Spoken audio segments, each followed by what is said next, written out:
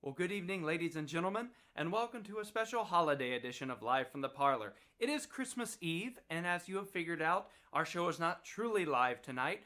But on the other hand, I hope you will enjoy this wonderful little pre-recorded show I've put together for your listening and perhaps even dancing entertainment. Again, my name is Matt Tolentino, and whether you are watching here in the United States or whether you're some of my friends from abroad, like England, Sweden, or Germany even, or maybe, who knows, even Australia, I want to say welcome. Whether it's early in your Christmas Eve or whether you're already opening those Christmas Day presents in the morning, sipping your coffee and cocoa, all the same, I say welcome. We're going to start off here. Again, I have lots of things planned for you. And just like the Thanksgiving show, I'm bringing back the orchestra. So sit back and relax, and let's get the show started off right. Here is the Singapore Slingers, back in my hometown of Dallas, Texas, about 2 or 3 years ago, at a wonderful little venue called the Pocket Sandwich Theater. We're going to play for you right now one of the greatest Christmas tunes of the 1930s, and one we all still know and love. Santa Claus is Coming to Town.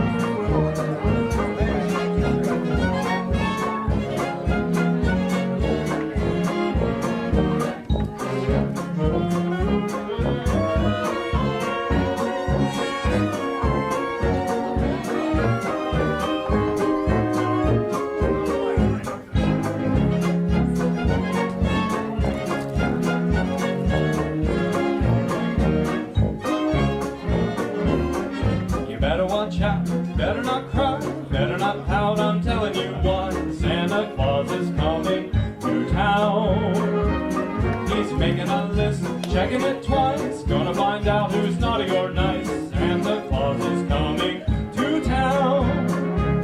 He sees you when you're sleeping, he knows when you're awake, he knows when you've been bad or good, so be good for goodness sake. So you better watch out, better not cry, better not pout, I'm telling you why, Santa Claus is coming to town. Merry Christmas!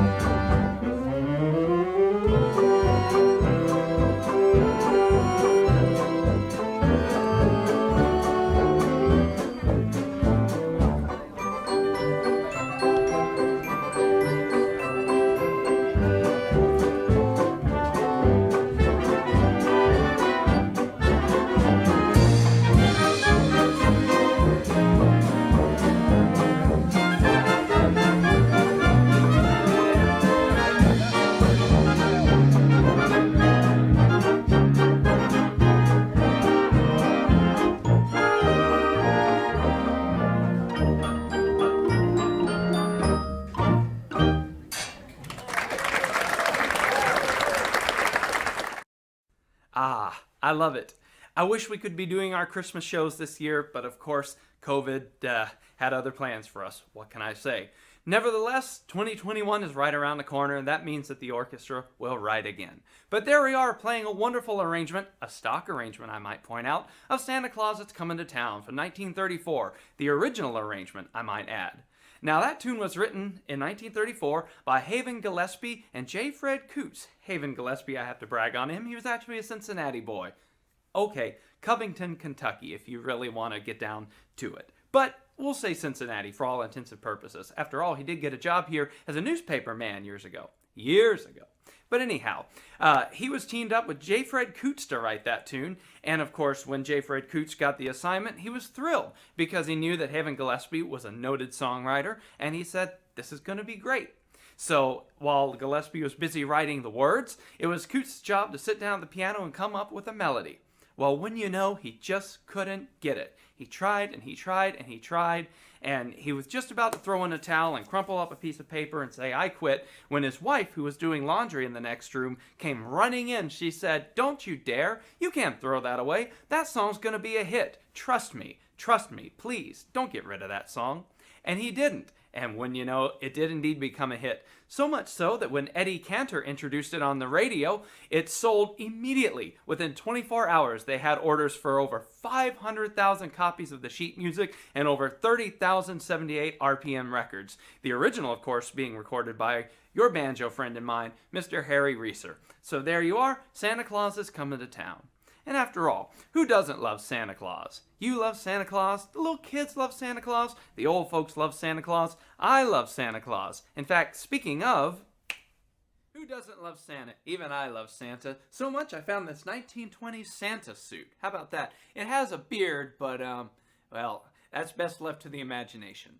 I guess I kind of look like the 2020 Santa. 2020's been hard on Santa Claus too. Don't think he's free from all this nonsense. But anyway, for those of you that wish you could be home for the holidays, here's one for you.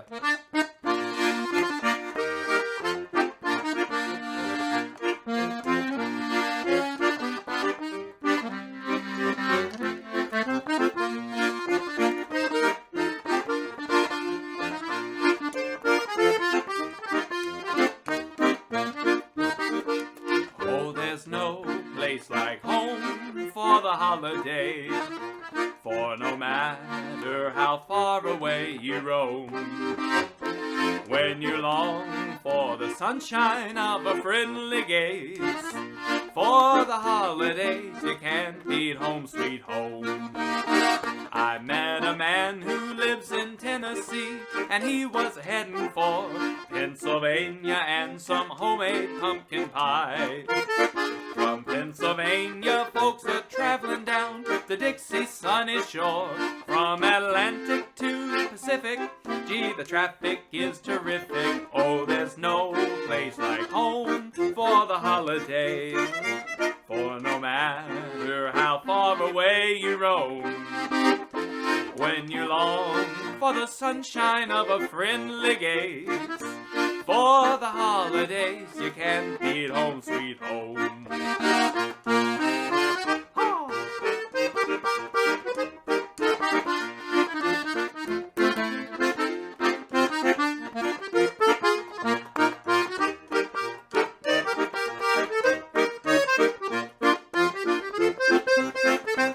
Gee, the traffic is terrific. Oh, there's no place like home for the holidays, for no matter how far away you roam, when you long for the sunshine of a friendly gaze, for the holidays you can't beat home sweet home, for the holidays you can't beat home sweet home.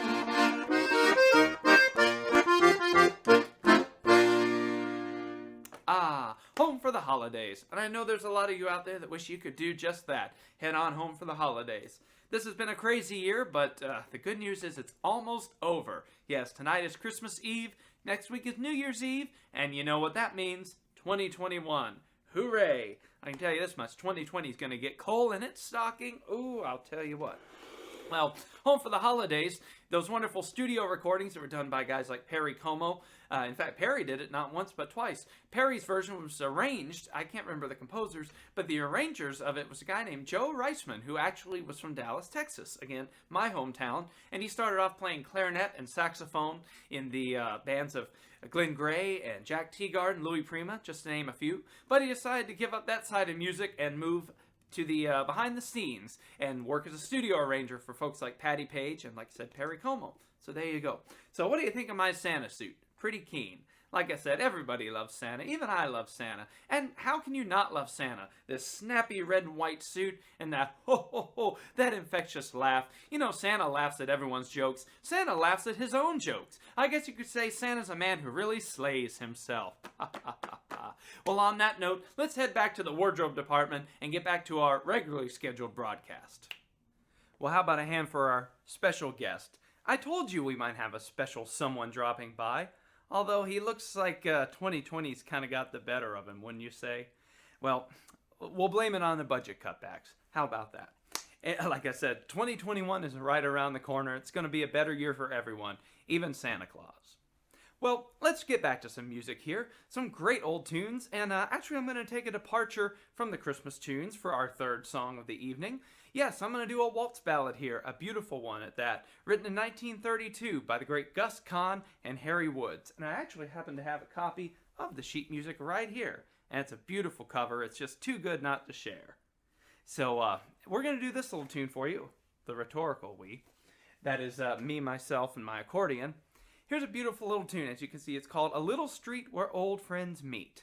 And the reason I wanted to throw this tune in here is, even though we'd like to be home for the holidays, 2020 has some different plans for us. So I'm going to dedicate this tune to everybody out there in television land who can't be home and can't be with their friends the way we normally do. So this goes out to you and your hometown, wherever you are, just a little street where old friends meet.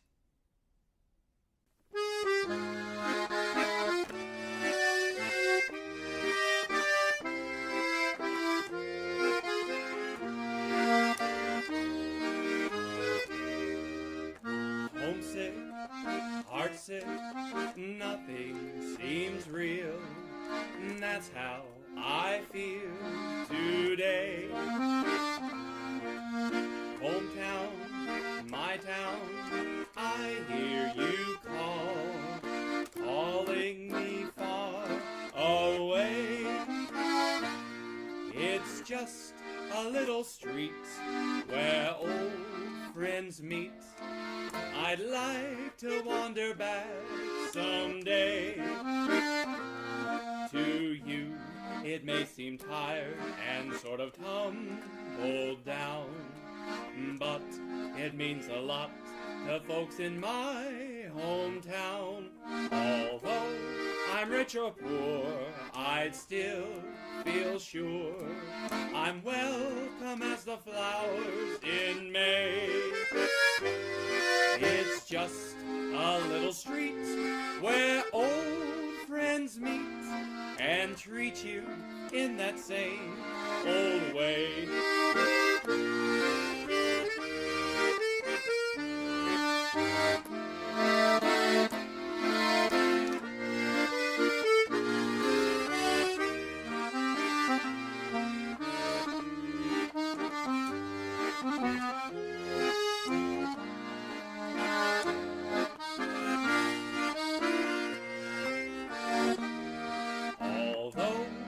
Rich or poor, I still feel sure I'm welcome as the flowers in May.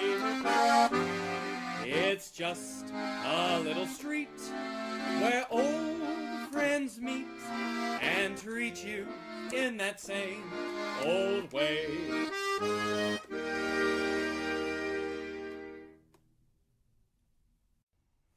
There you have it. One of my favorite waltz ballads of the 1930s by the great Gus Kahn and Harry Woods, Just a Little Street Where Old Friends Meet, for everyone who can't be home for the holidays like we want to be. Well, I'm going to do a tune now that's not a Christmas song either, but it's one that I played at a couple of New Year's Eves ago. New Year's Eves ago? Is it? I guess that's a phrase. Like I say, it's 2020. Anything goes. A couple of years ago. We'll say that. At the Kessler Theater, again in my hometown of Dallas, Texas. This is a tune here that we did with my small little band, the Matt Tolentino Band. And let's see, I do believe this year we had Charlie Horwitz on bass, that's right, George Gagliardi on the guitar, Michael Plotkin on the drums, and yours truly on the clarinet here. And I want you to check out all these dancers. That's part of the things I loved so much about our New Year's Eve shows. Well, just like I can't hear the orchestra on Christmas, I can't hear them on New Year's Eve either. So, until the real thing comes along, as the Fats Waller tune says, I hope you enjoy this little performance from a couple of years ago of Ida, Sweet as Apple Cider.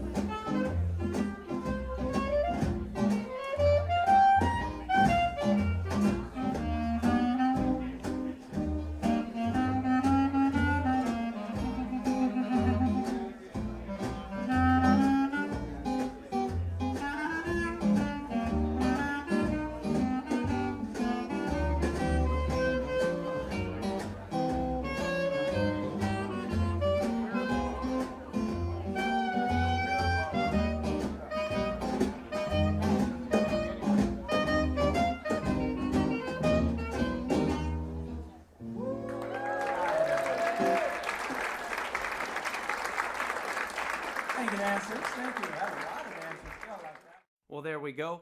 From a couple of years ago at the Kessler Theater, that's a tune written way back in 1903 by Eddie Munson. That's Ida, Sweet as Apple Cider. Yes, a tune that's been played by barbershop folks, jazz bands, my personal favorite being the Red Nichols recording with the great Adrian Rollini on the bass saxophone, playing the lead, and a beautiful one at that. Yeah, you didn't think you could get through a show of mine without me talking about Adrian Rollini, did you? Or Irving Kaufman, for that matter? Well, Irving's coming up a little bit later on. Spoiler alert. But anyway, let's get back to some tunes, and some Christmas music at that. This is one, Meli Kalikimaka. This is a favorite of mine, and if any of you have seen National Lampoon's Christmas Vacation, well, I know it's a favorite of yours too. This is one written by a guy named Robert Anderson, who actually was born in Honolulu, Hawaii. So who better to write a tune about Hawaii and Meli Kalikimaka, which is actually what's called a loan phrase. It does not actually translate literally in Hawaiian, but to sell sheet music and a Bing Crosby record, it's close enough for jazz, as we would say. And actually, Meli Kalikimaka first appears in 1904, so it had been around a while by the time he wrote the tune in 1950. So like I said, he was born in Honolulu, originally studied engineering, but decided to go where the money was. Music. And he was a great songwriter in his day. In fact, his most popular tune, I think, aside from Meli Kalikimaka, is Lovely Hula Hands, which is actually inspired by some hula girls he saw dancing. So, a hula maid was dancing. That's another show. Anyway, easy for me to say, right? Meli Kalikimaka was written by him in 1950, and he was playing a round of golf with Bing Crosby, and he was telling him about this new tune and singing a little bit of it. And when, Bing Crosby liked it so much, he decided to record it as a surprise. And Robert Anderson had no idea. And out comes this great record. And Bing did a heck of a job. Well, unfortunately, Bing Crosby couldn't be here tonight. And neither could the Andrews sisters. So you're stuck with me and my accordion. But I hope you like it. Here it is, my interpretation of Meli Kalikimaka.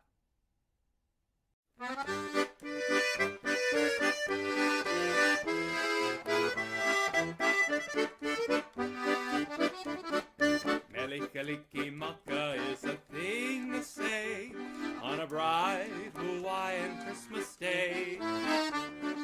That's the island greeting that we send to you from the land where palm trees sway. Here we know that Christmas will be green and bright, the sun to shine by day and all the stars at night. Meli Kalikimaka is a wise way to say Merry Christmas to you.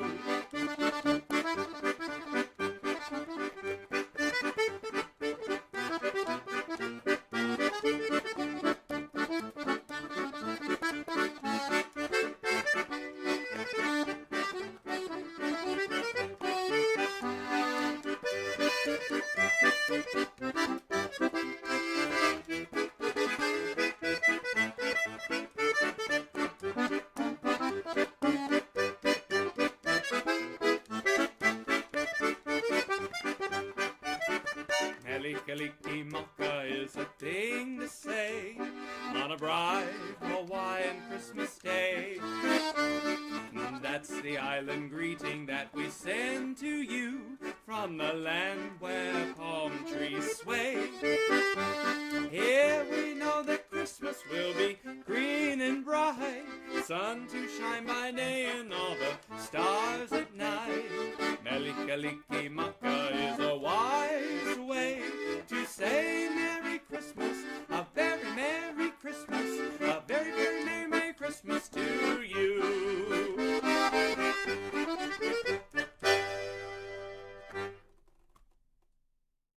There you are, Meli Kalikimaka, one of my favorite tunes, and that's a great Christmas song that comes to us from the 1950s, a decade that Mr. Snowman and this here aluminum tree sure will remember, and quite fondly at that, because as a 1920s, 30s musician, I have to say I tip my hat to the 50s because there's a lot of great Christmas stuff, songs, traditions, things like that we have because of the 1950s and the 40s. Let's go back stateside because 1950 Hawaii wasn't quite the United States, had another 9 years to go.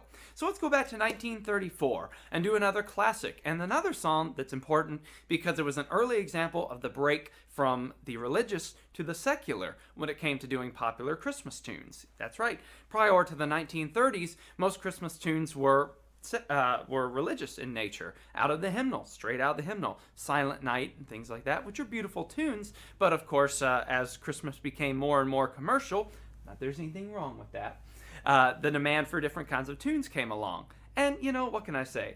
I'm glad, because this next tune, Winter Wonderland, is one of my favorites of all time. So much so, you're going to hear the orchestra playing my own arrangement. 99% of what we do are stock arrangements, but every now and then I get so inspired that I just got to do it myself. That, and at the tender age of 24, when I wrote this arrangement, I didn't have quite the collection of stocks I do now. So if I wanted to hear it bad enough, hey, roll up those sleeves and get to it. So here we are, from 1934, played by us a couple of years ago at the Pocket Sandwich Theater, the Singapore Slingers doing a Matt Tolentino arrangement of Winter Wonderland. Take it away.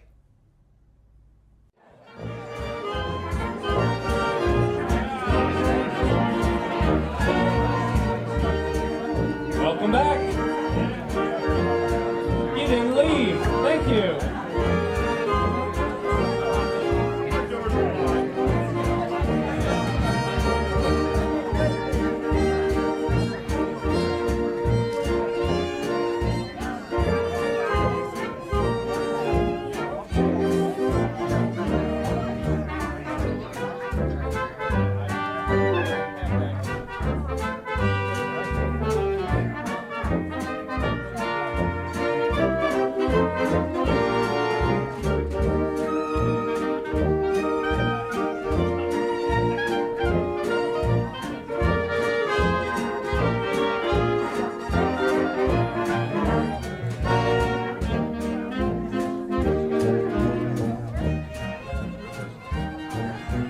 Over the hill lies a blanket of white, a heaven of diamonds shine in the night. Two hearts are thrilling in spite of the chill in the weather. Love knows no season, love knows no clime. Romance can blossom any old time. Here in the open we're walking and hoping together. What do we say? Sleigh bells ring, are you listening? In the lane, snow is glistening. Walking in a winter wonderland.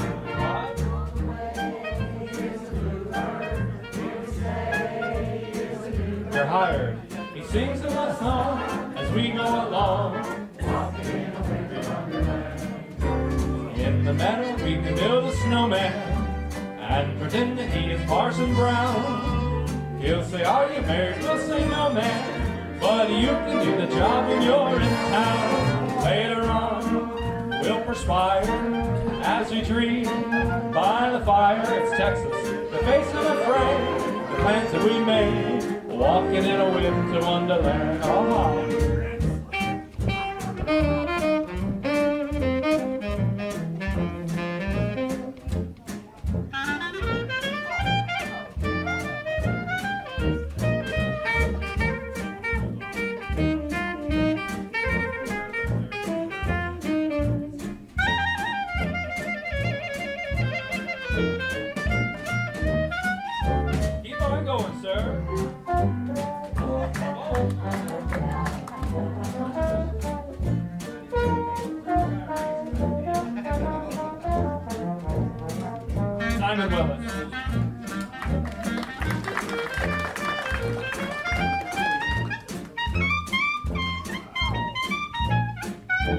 John Stutler.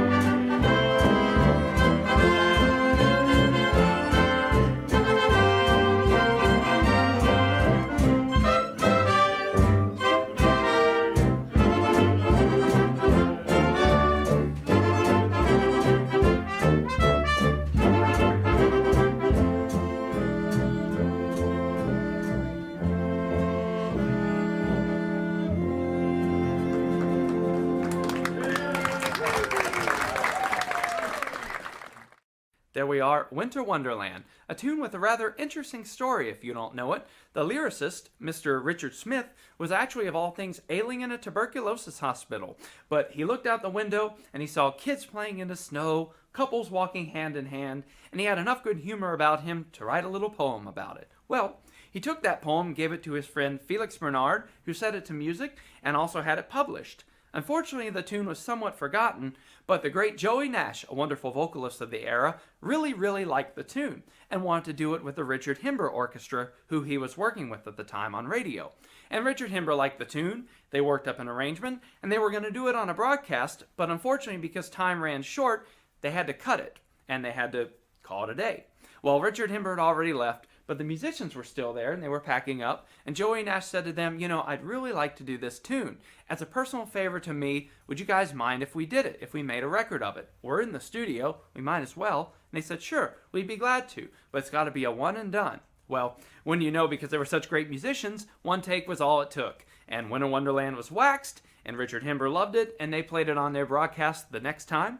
Guy Lombardo heard it, and he loved it, did his own version. It began to appear in movies and films and short subjects and things like that. And perhaps the best news of all is that Richard Smith lived long enough to see his poem and his song become a hit. He died in 1935, one day short of his 34th birthday.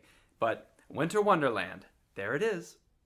We're going to take a break from the Christmas music for just a minute, but we're going to play a standard I know you're going to love. We're going to bring out, pre-recorded show, we're going to bring out, so to speak, our next special guest, Miss Ginny Mac, a dear friend of mine, accordionist extraordinaire, vocalist extraordinaire, and just a wonderful, wonderful person too. Here is her rendition of If I Had You. This was a couple years ago at the Pocket Sandwich Theater. One of the things the orchestra loves to do is bring special guests to come and sit in with us. And they don't get much more special than Miss Ginny Mac. Here it is, If I Had You.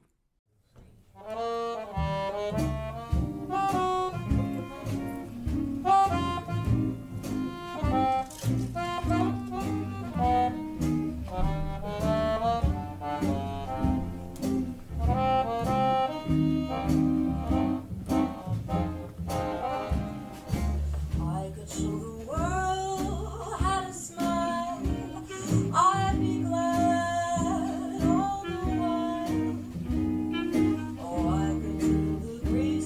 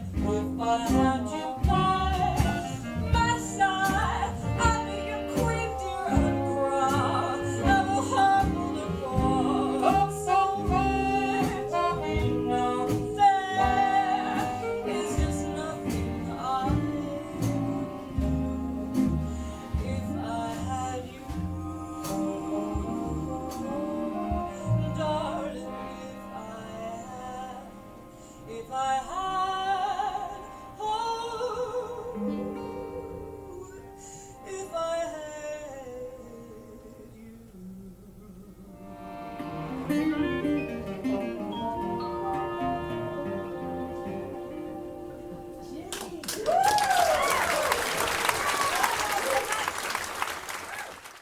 There we go, Miss Ginny Mac performing the eternal standard If I Had You, written almost 100 years ago, back in 1928. Pretty crazy, right? Still holds water in my book. Well, if you enjoyed her performance, I have good news. She's coming up a little bit later in our second act, where we will prove that the only thing better than one accordion is two accordions. Or a dog scratching over there. We'll fix it in post.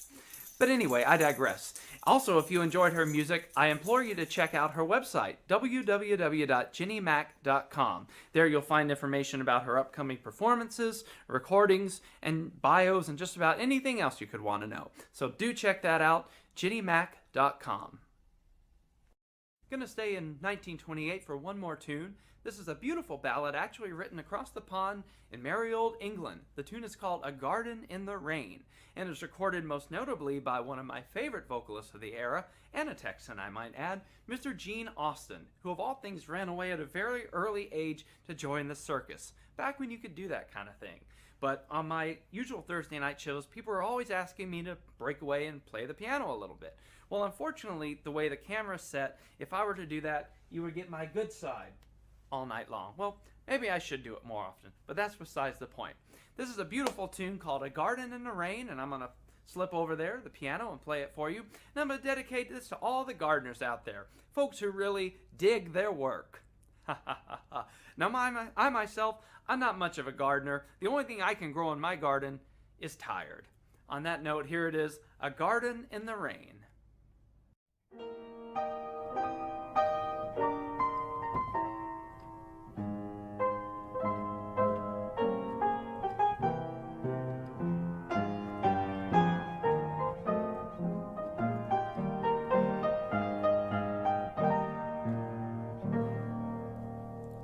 I recall a summer's day when you and I had strolled away, when suddenly a storm grew nigh. Seeking shelter from the rain, we hurried down a little lane and found a lovely spot nearby. 'Twas just a garden in the rain, close to a little leafy lane. A touch of color neath skies of gray. Those raindrops kiss the flower beds, those flowers raise their leafy heads. A perfume thank you they seem to say. Surely here was charm beyond compare to view. Maybe it was just that I was there with you. It was just a garden in the rain, but then the sun came out again and sent us happily on our way.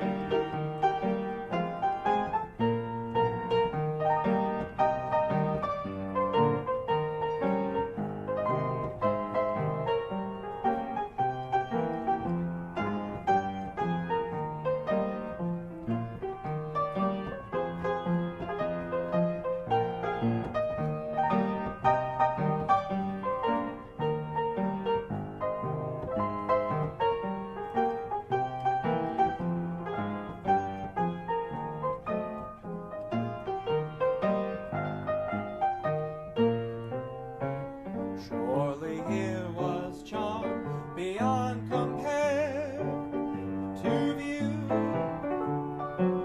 Maybe it was just that I was there with you. It was just a garden in the rain, but then the sun came out again and sent us happily on our way.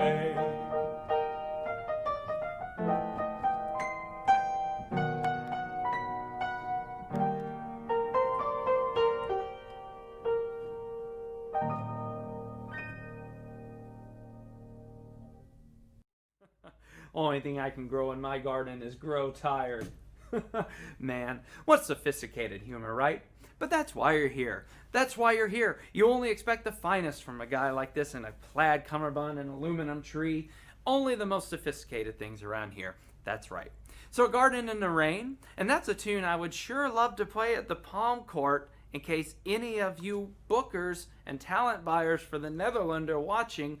I sure would love to play that piano in the Palm Court. I love you guys. So, let's move along here. Let's go from A Garden in the Rain to a polka. This is one called the Rain, Rain Polka. And I know a lot of our dear viewers out there love those polkas, so here you go. Here's your Christmas present, the Rain, Rain Polka. But I can't wear this. Ta-da!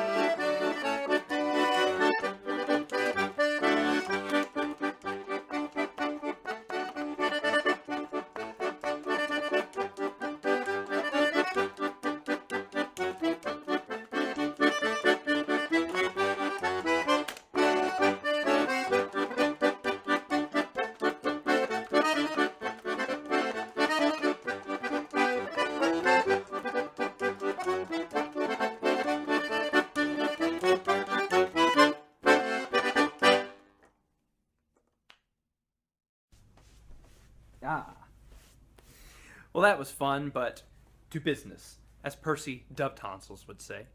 So anyway, the Rain Rain Polka, one of my favorite old-time polkas, and that's one for all of you polka heads out there that love the old-time polkas. I sure do. And the good news is I have another polka coming up in this set.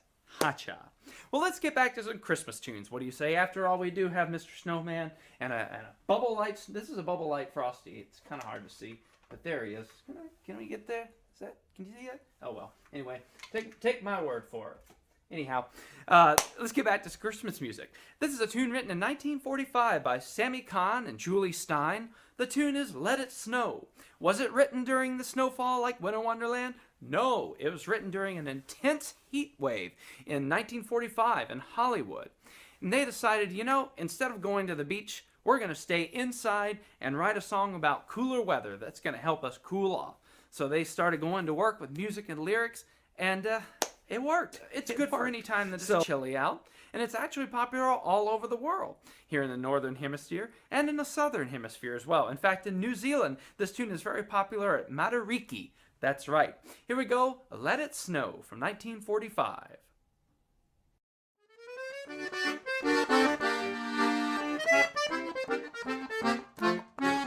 Oh, the weather outside is is frightful, but the fire is so delightful.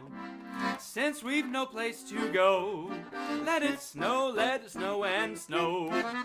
It doesn't show signs of stopping, and I brought lots of corn for popping. The lights, they are turned down low.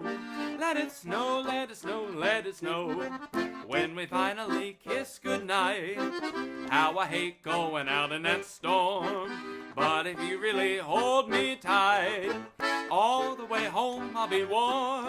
The fire is slowly dying, and my dear, we're still goodbying. But as long as you love me so, let it snow, snow, snow.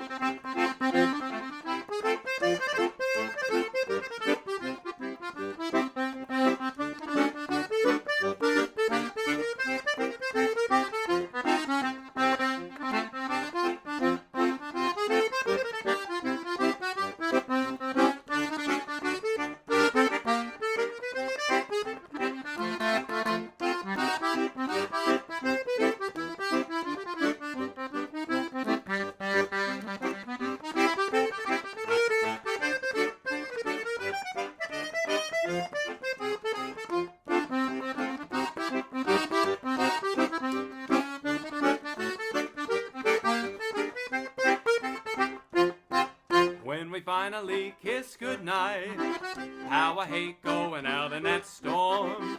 But if you really hold me tight, all the way home I'll be warm.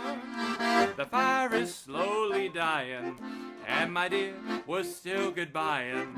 But as long as you love me so, let it snow, let it snow, let it snow, snow, snow, snow.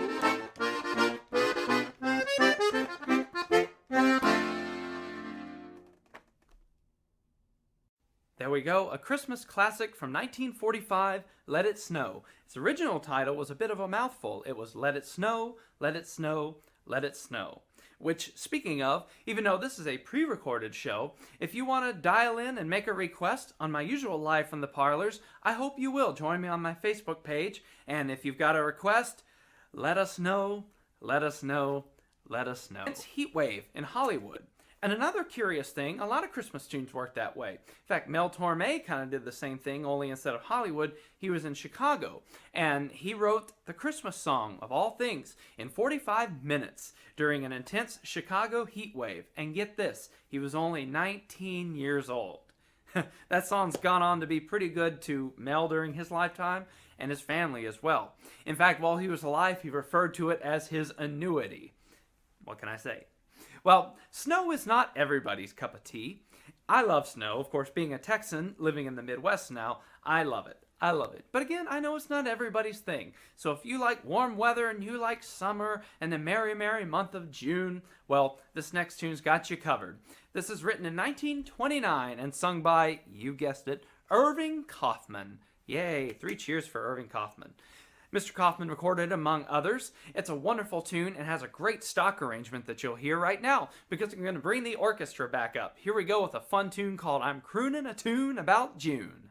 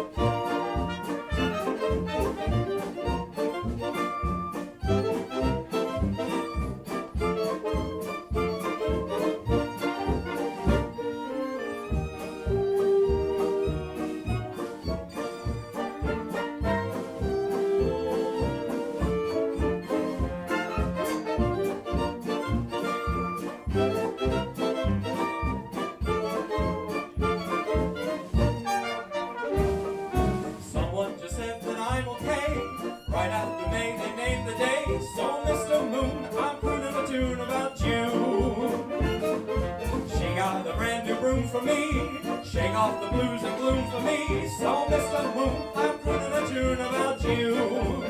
Though we will soon be wed, it seems like an age. I count every calendar page. We got the month of May to go. Then we'll be in a bungalow. So, Mr. Moon, I'm crooning a tune about you.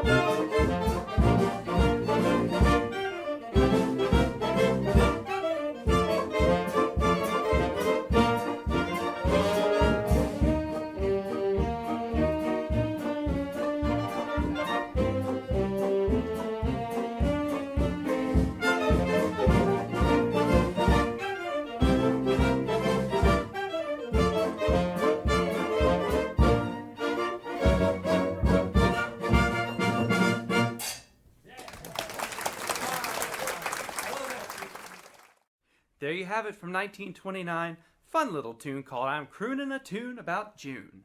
And of course, as we all know, songwriters back in the old days, they could get a lot of mileage out of June and moon and spoon and croon and tune.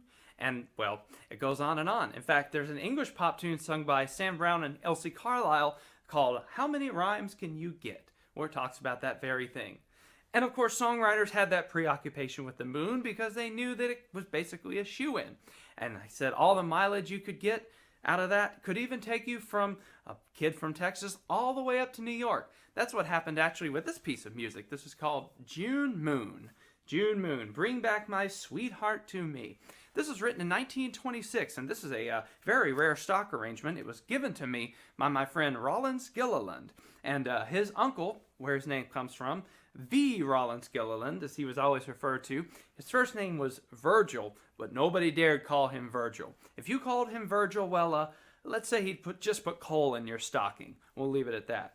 But anyway, June Moon. This tune here, demonstrating that 20s preoccupation with the moon. This tune actually took Mr. V. Rollins Gilliland from Texas all the way to New York because he won a national songwriting competition. And wouldn't you know, the winner of the competition got $1,000 in 1926. That ain't hay. Heck, I'd like $1,000, even today. He got a $1,000 prize. He got to go to Carnegie Hall where he would hear his tune, his little pop tune he wrote, arranged by R.D. Becker, who was a stock arranger at the time, and played by one of the leading orchestras. Which one, unfortunately, we don't know exactly. But what a thing, right? So if you were in the 1920s and you wanted to write about the moon and June and spoon, well, you just might go to Carnegie Hall. And you won't even have to practice, as the old joke says. Well, folks, we've hit that point where it's time to take a short little pause for the cause, but not without playing one more tune for you. And of course, I want to take this time to thank each and every one of you for spending your Christmas Eve with me, and the orchestra, and the Matt Tolentino Band, and Miss Ginny Mac. All of those will be back in our second half, but I want to thank you for tuning in. And again, this is a pre-recorded live from the parlor. And of course, next week, if you can believe that, is New Year's. We'll see what I have planned. We'll see. And of course, after that, it's time for the first live from the parlor of the new year, 2021. Hallelujah. Saints be praised. Anyway, if you want to tune in and make your request live, it's facebook.com/matt.tolentino1927. Join me every Thursday at 8 p.m. Eastern Time for the true Live from the Parlor. So let's move along here, and I did tell all you polka heads that I've got another one coming up, and I cannot tell a lie. So here it is. This is a tune recorded by, and probably written by, I do believe, Carl Hartwick, a concertina player, but I first heard it on a recording of my dear friend Robert Atwood. Here it is, just in time for the tree. It's the Christmas Toy Polka. Enjoy, and I'll see you in the second half.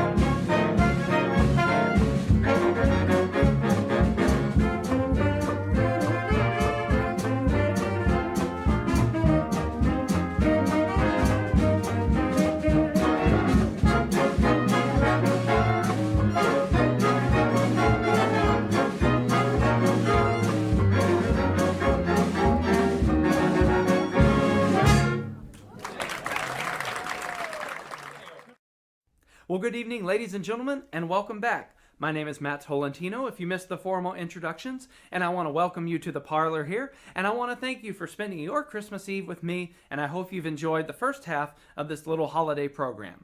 If this were a live Christmas show, this is how the orchestra, the Singapore Slingers, would strike up after intermission, so I can't think of a better way to get things going. Here is the Benny Goodman version of Jingle Bells.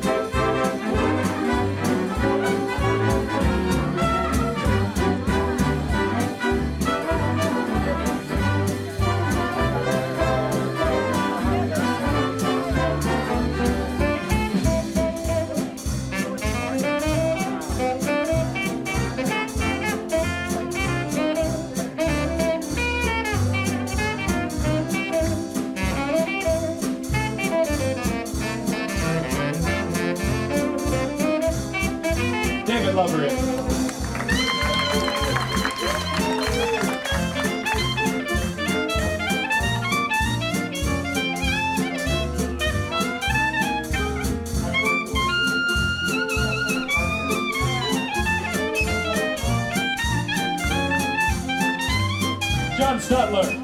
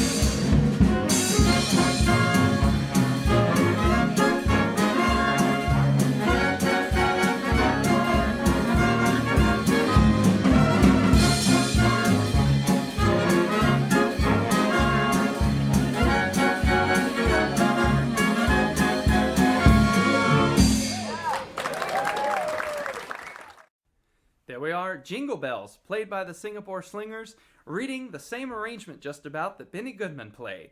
Now, the interesting thing about that's one of the few Spud Murphy arrangements we have in our book. Spud Murphy, of course, became a big star, just as names like Frank Skinner and Jack Mason were starting to move on to other things. Guys like Spud Murphy were right there to pick up the slack. And in the old days, you could buy a stock arrangement or you could buy a specialty, which was an arrangement, but at the very top of it, it would say, as heard on, say, Victor 122075. And it would be your opportunity as a band to recreate the sounds that you've heard on the records that were selling so well at the time. And the middle 1930s gave us that treatment of Jingle Bells. But if you think that was a while ago, try this on for size. Jingle Bells is actually probably the oldest Christmas tune that is still as popular as it is. It was written in 1857 by a guy named James Lord Pierpont, who at the time wrote it and debuted it in a Sunday school concert in Savannah, Georgia. That's right, on Thanksgiving of 1857. So that's a while ago. Yeah, Sunday school. You know, there was a Sunday school where the teacher was talking to the class and she's asking them, she says, you know, children, there's a lot of different names for, who we call God. Does anybody else know what other people might call him? And this little boy raises his hand. She says, yes, you. He says, Yahweh. She said, oh, that's very good. That's very good. Yes, Yahweh. Anybody else got one? And they go around the room, and she says, how about him over there? And he says, Ra. He says, oh, wow, you're into your Egyptian studies. You'll grow up to like Oriental foxtrots. And what about you, little boy? He says, oh, yeah, I call him Andy. And she's like, Andy? Andy said, where do you get that? I mean, it's cute, but where do you get that? He said, well, it's in that song we always sing. Andy walks with me. and he talks with me. Boo, boo. You'll freeze if we keep this up. Well, let's get back to some music here, some Christmas music. But not without one more little anecdote about Jingle Bells. That's actually considered to be the first Christmas tune ever really recorded. It was recorded in 1889 on an Edison cylinder. How about that? Well, the jokes aside, let's get back to another Christmas tune. This is one that we all love, Silver Bells. And supposedly, one of the inspirations comes from the bells that you would hear at the Salvation Army. That's right, ring-a-ding-ding-ding, ring-a-ding-ding-ding. Well, songwriter Ray Evans later was talking. He was reminiscing about the songwriting process of Silver Bells. And supposedly, they wanted the original title to be Tinkle Bells. That's right, Tinkle Bells, little bells, tinkle bells. He gets home and he tells his wife, and she literally says, "Are you out of your mind? Do you know what tinkle means?" And so he thought about it. He said, "Oh." So they went back and they rewrote it as Silver Bells. Here it is.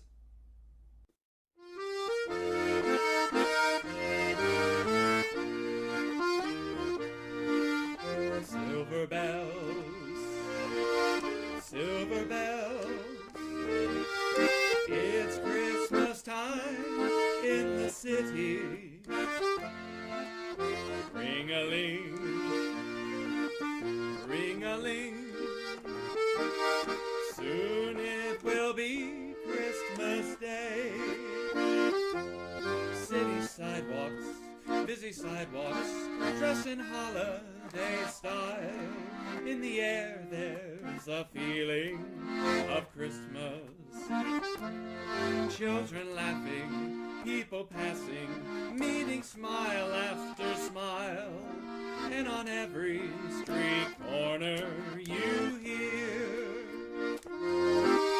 silver bells, silver bells.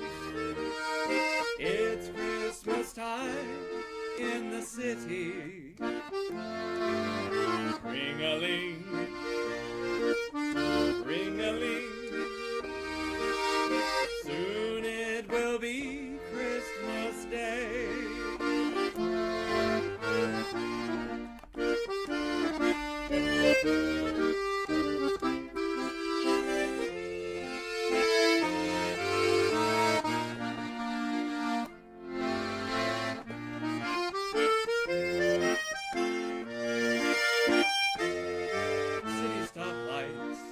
Stoplights twinkle bright red and green as the shoppers rush home with their treasure.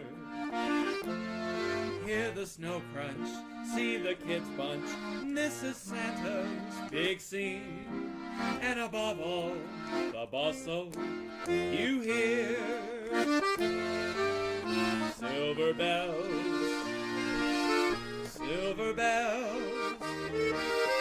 It's Christmas time in the city. Ring-a-ling, ring-a-ling, soon it will be Christmas Day.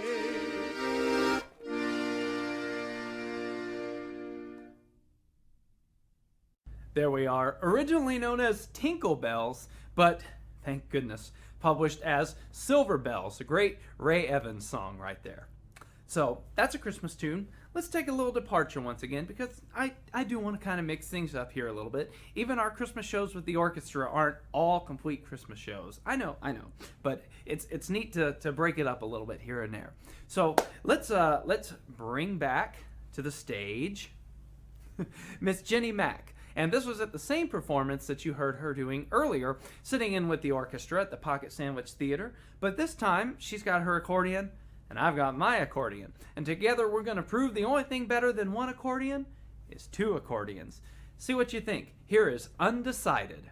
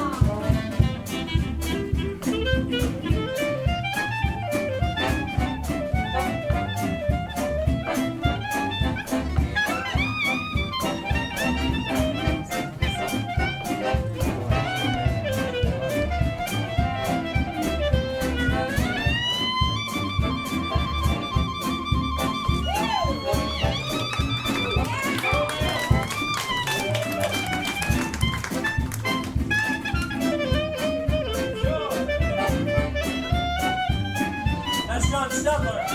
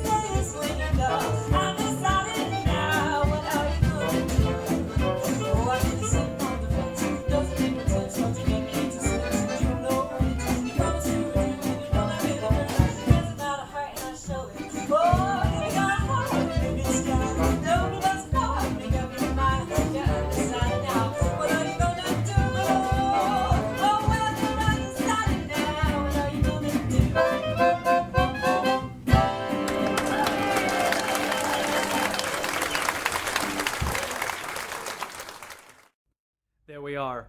Miss Ginny Mac and myself and a few folks from the Singapore Slingers. That's Undecided. I do love that tune. And I love Ginny's playing, as I hope you did too. Again, if you want to find out more about her, including where she's playing and CDs and things like that, check out www.ginnymac.com. And a little interesting anecdote about how I met Ginny. The first Tuesday of every month back in Dallas, where I'm from, they have the meeting of the Dallas Accordion Club. It's at an IHOP, if you can believe that. What could be better to go with your pumpkin pie and your coffee than some accordions? Only about 10 or 15 of them. It's a great time. Gotta see it to believe it. But anyway, they always have a feature act, and one night she was the feature act. This was 2005, that's right, so going on 15 years. I heard her play all great 1920s, 1930s music, pop tunes, some 1940s Western swing, because she's really good at that stuff too, and everyone was just amazed, as was I, and I went home thinking, you know, if she can play that music on the accordion, I bet I could play it on the accordion, because I already knew so much about the 20s and 30s pop music. I just never thought to apply it to the instrument, because even at that time I had a steady diet of polkas, waltzes, schottisches, and a few things thrown in for variety. But after I heard her play, I said, okay, I got some homework to do. And I want to take a moment here just to thank Ginny for that and doing such a great job and inspiring me. And to this day, I get to make a living playing music and, you know, clarinet, saxophone, and other things, but mostly accordion. And it's all great pop tunes of the 20s and 30s and ragtime music as well. So a formal Christmas thank you, Miss Ginny Mac.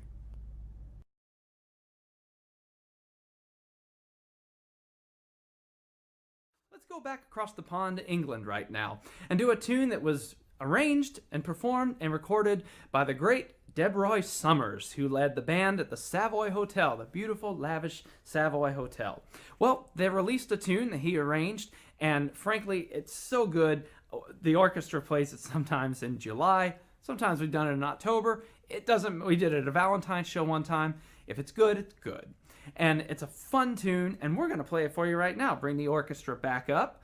And this is a tune simply called the Savoy Christmas Medley, as arranged by Roy Summers.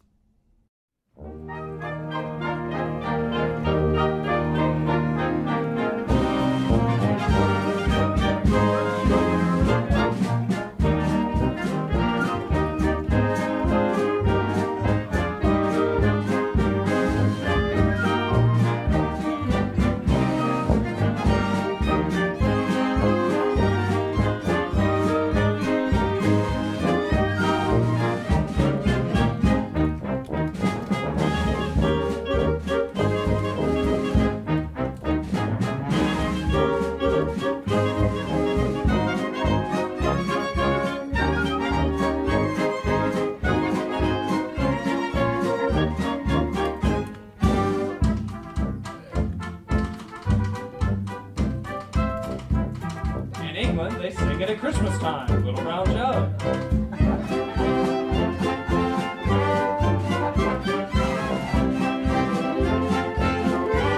you'll know.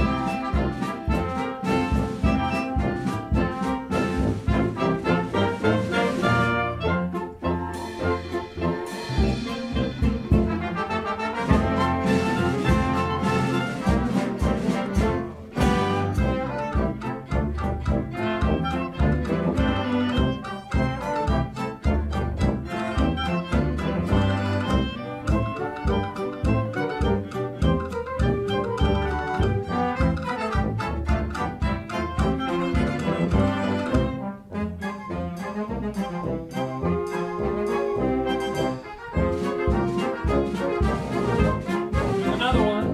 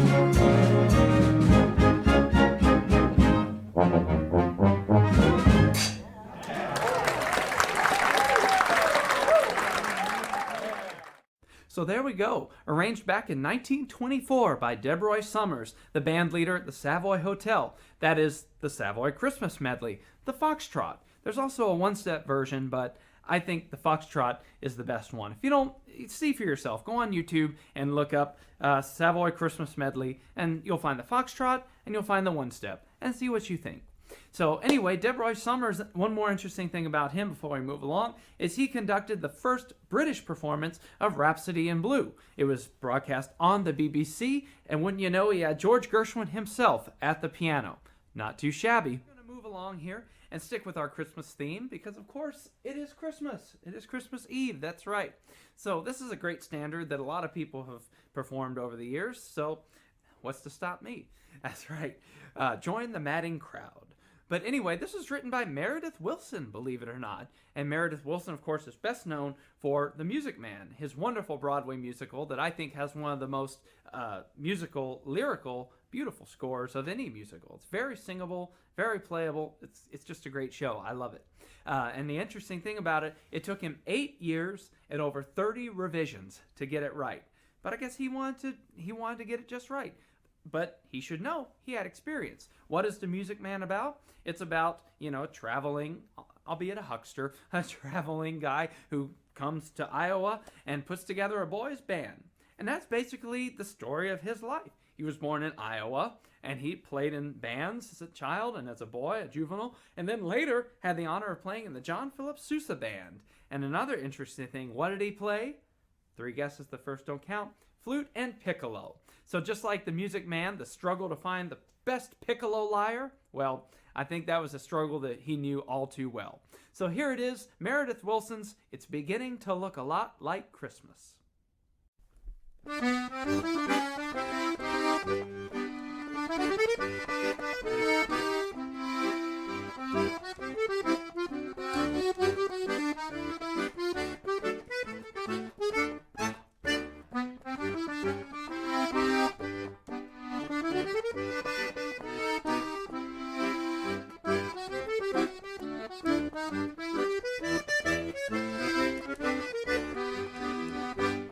beginning to look a lot like Christmas everywhere you go.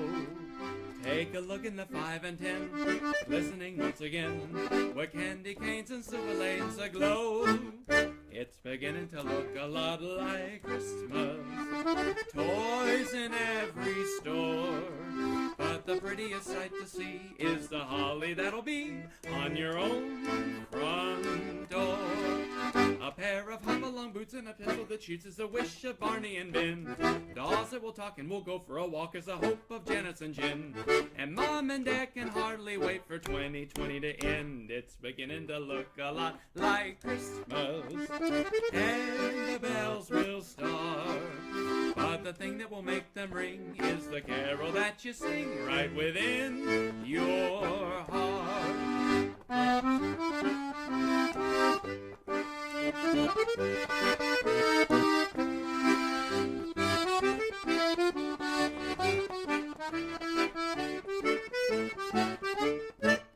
It's beginning to look a lot like Christmas. Soon the bells will start. But the thing that will make them ring is the carol that you sing right within your heart. Ah, yes, Meredith Wilson's It's Beginning to Look a Lot Like Christmas. Did you know he wrote that tune? That wonderful song all about snow and wintry delights. You know, it's songs like that that inspire people to take up winter sports. I myself have never tried it, although I did do skiing one time in Colorado. I figured it made perfect sense. I have plenty of white snow and lots of blue cross. Ow. But anyway, a lot of people take up skiing, but they decide, I'll let it slide. Well, our next tune, we're going to go into 1918. That's right, the ragtime era. This is a tune, well, let's just say, a lot of songwriters can't carry a tune in a bucket, but they can lift a lot of things. And that's said because this composer, Lee S. Roberts, who is credited with Smiles, actually stole the tune. That's right. He took it from a young songwriter in Oakland, California, and took it back to Detroit with him to publish as his own at the Jerome Remick Company. Ooh, scandalous. Well, be that as it may, here it is, and let's hear the Matt Tolentino Band again playing Smiles.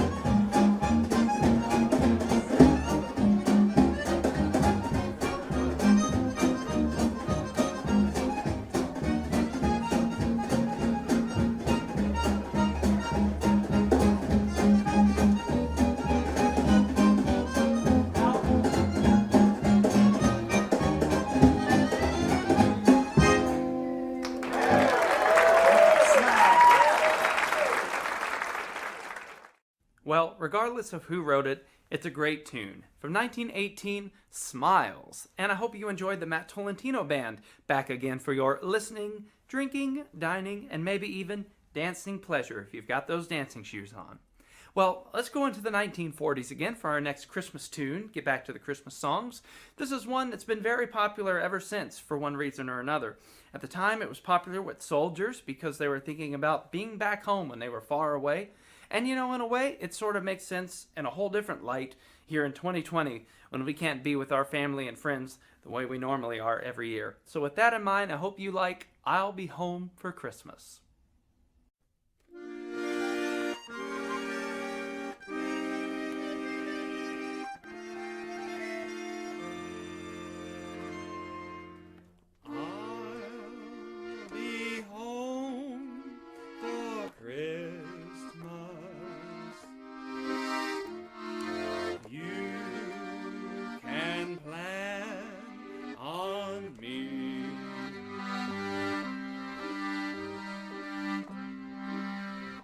Have snow and mistletoe and presents on the tree. Christmas Eve will find me where the love likely I'll be home for Christmas, if only in my dreams.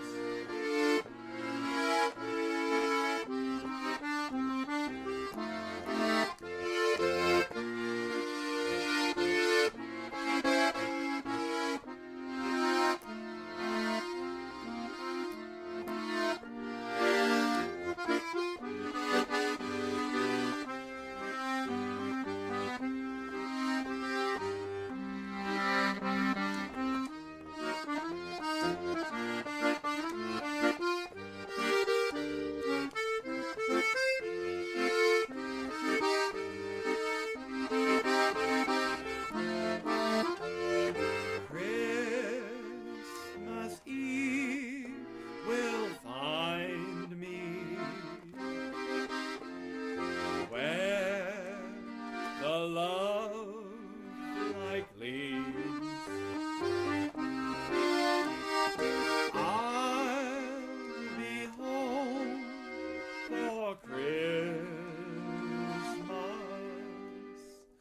if only in my dreams.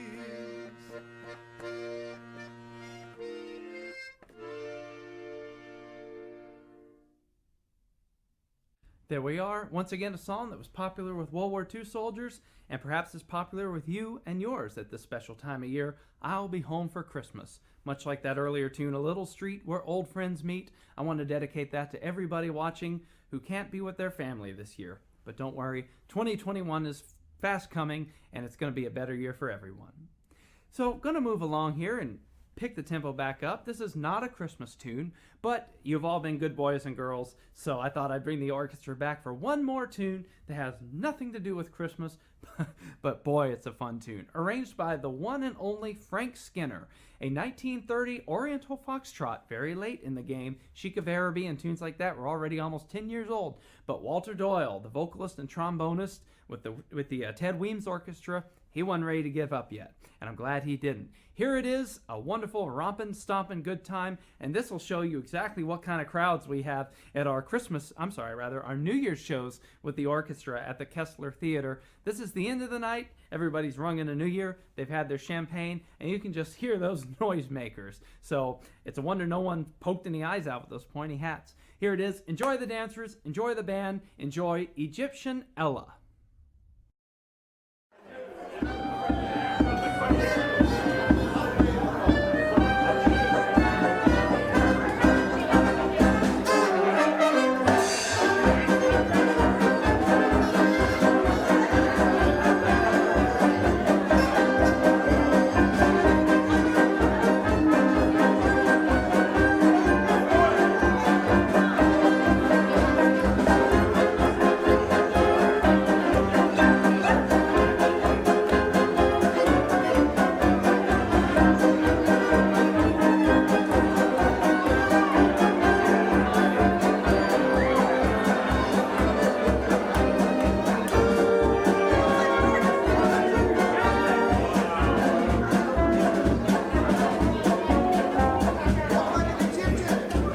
was a dancing girl who started getting fat, and every day brought 2 more pounds of Ella. Then poor Ella found she lost her job because of that, and to make it worse, she lost her fella. So she went to Egypt to forget. She made such a hit that she said yes. If you know the girl who can shake and quake, it makes you think of the nervous snake that's speaking of Egyptian Ella. She weighs 320, but they don't care, cause they love them plentiful way out there. She has the love of every fella. Now when she goes into her dance by the river Nile, boys will take their old sweethearts and throw them to the crocodile. Every sheik in the audience jumps up and yells, she's immense! How they love Egyptian Ella.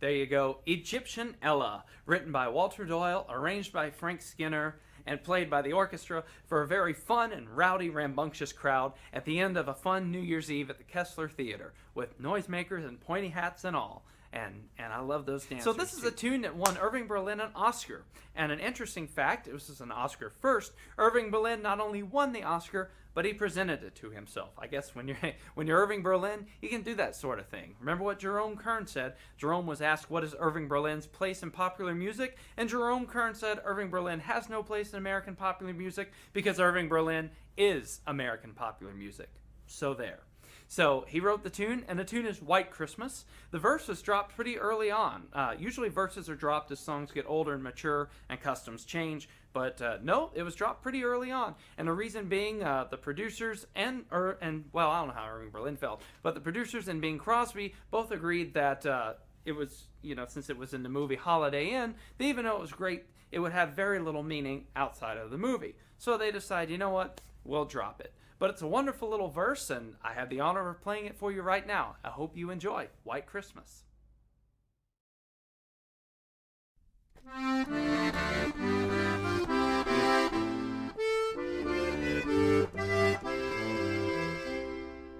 The sun is shining, the grass is green, the orange and palm trees sway. There's never been such a day in Beverly Hills, L.A. But it's December the 24th, and I am longing to be up north.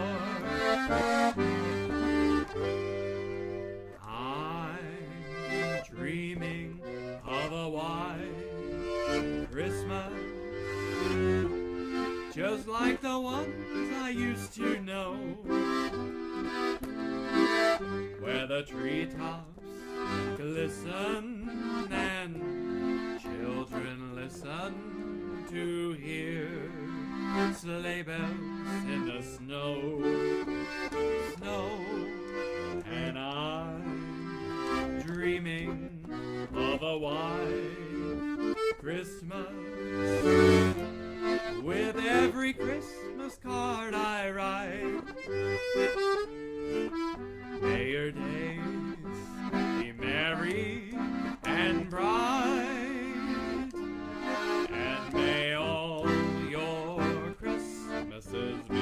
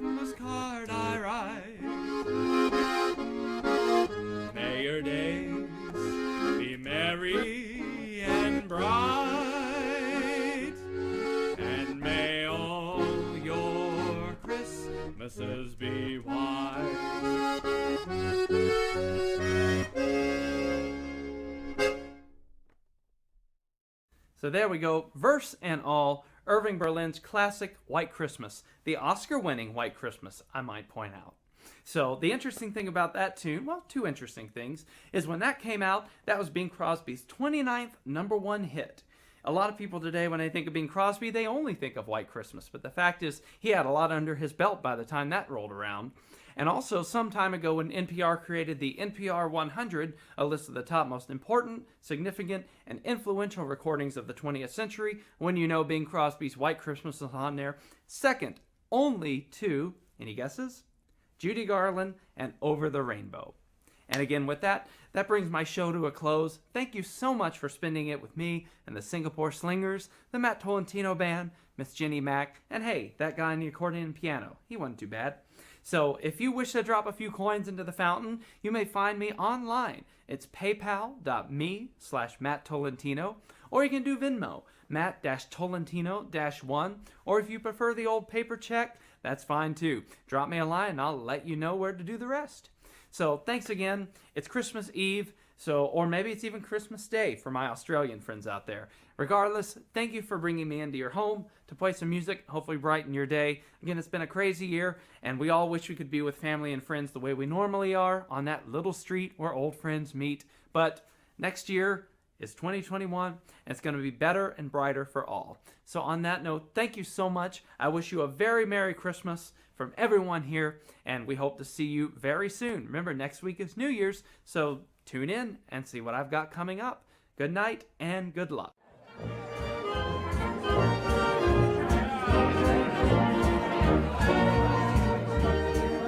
Welcome back. You didn't leave. Thank you.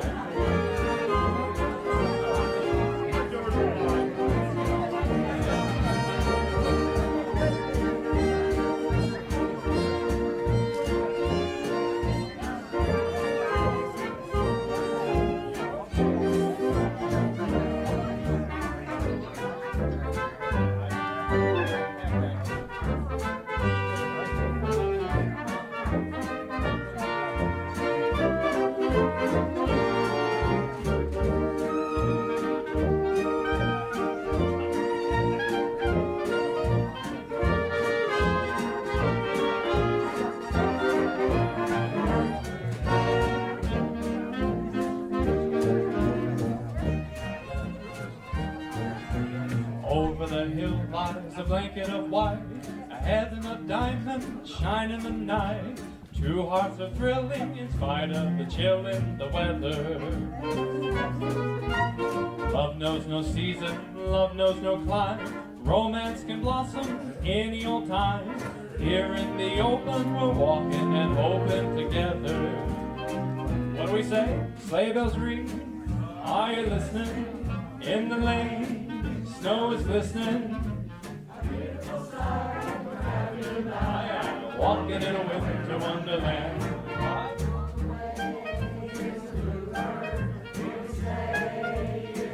We're hired. He sings a love song as we go along. In the meadow we can build a snowman and pretend that he is Parson Brown. He'll say, are you married? We'll say, no, man. But you can do the job when you're in town. Later on, we'll perspire as we dream by the fire. It's Texas, the face of the fray, the plans that we made, walking in a winter wonderland. Oh,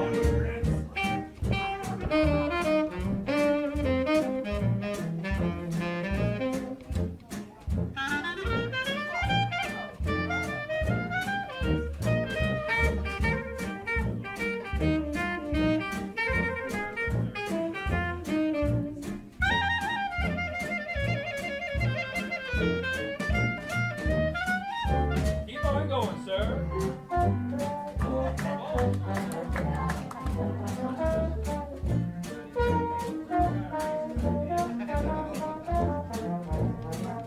Simon Willis.